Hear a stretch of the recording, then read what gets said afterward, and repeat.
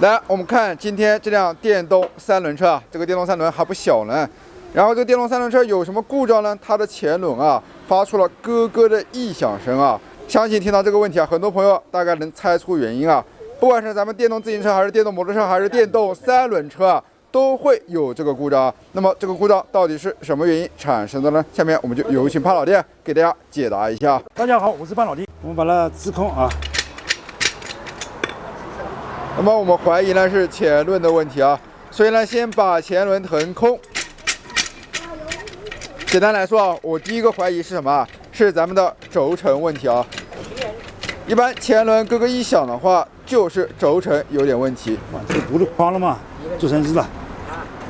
你看左右还有点摇晃，声音喳喳的声音。怀疑呢是轴承异响啊，跟我刚刚猜的差不多。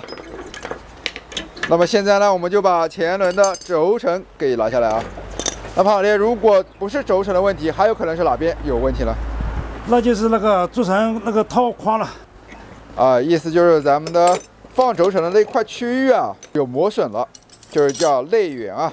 把咱们的前轮的轴给拆下来啊。我们刚刚发现啊，咱们这个前轮轴这个螺丝安装的是不对的，咱们可能其他车行的师傅呢安装的螺丝就不匹配啊。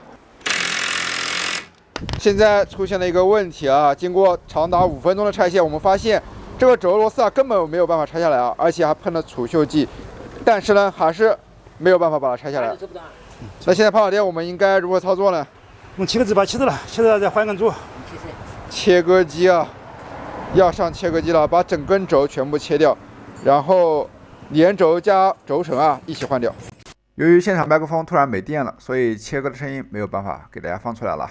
可以看到，潘老爹现在正在使用切割机进行切割啊。对于这种已经完全卡死的车轴呢，两边我们都需要切割。大概切割了有5-6分钟啊，终于把轴的两端给切断了。好，我们现在正在把咱们的轴啊给弄下，刚刚用切割机切了很久。好，因为咱们现在麦克风啊已经没电了，所以这个收音比较杂啊，大家谅解一下。好，现在把轴拿下来了，非常不容易啊。我们现在把轮子拿下来，轴承呢也一起快速的更换一下。换两组成啊，扣下来，掉下来了。两侧轴承全部拿下。那轴承呢是有2块的啊。去找的水啊，你锈死了，看到没？坏。你看那个日水都能走，不走了。这个轴承是因为什么原因才需要更换的？因为里面进水了，然后长时间呢锈蚀的转不动了，所以没办法，这种情况下才需要更换。那么我们现在拿一个新的轴承过来啊。那老弟，我们这个轴承的型号是什么？6201的。6201的轴承啊。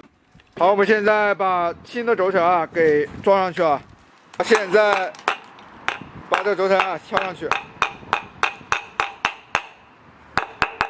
好，另一侧呢也是一样的，需要把轴承完全的卡到里面啊。上去。如果你卡的不够细致的话，那这个轴承的安装会很困难。好，现在轴承的安装已经完成了。那潘老弟，我们等一会儿还要拿个新轴吧？做哪子了？哦，已经拿了。哦，就是这根轴啊。这根轴。好，我们现在把轮子继续卡回到我们的车轮上面，然后使用轴啊去贯穿啊。看潘老弟现在手上呢拿的就是我们的新轴。那使用新轴呢去贯穿我们的轮子。好，现在把我们的轴卡进去。好，经过一段时间的敲打，我们现在轴已经卡上位了。现在把螺丝全部拧上，拧上之后，我们再看一下最终的效果。Later。好，现在已经把轴承和轴全部更换完成了。下面我们去摇动我们的轮子，看有没有异响声。好的，非常安静啊。好，那么本期视频啊到这里就结束了，非常感谢大家的观看。那么我们下期视频再见啊，拜拜。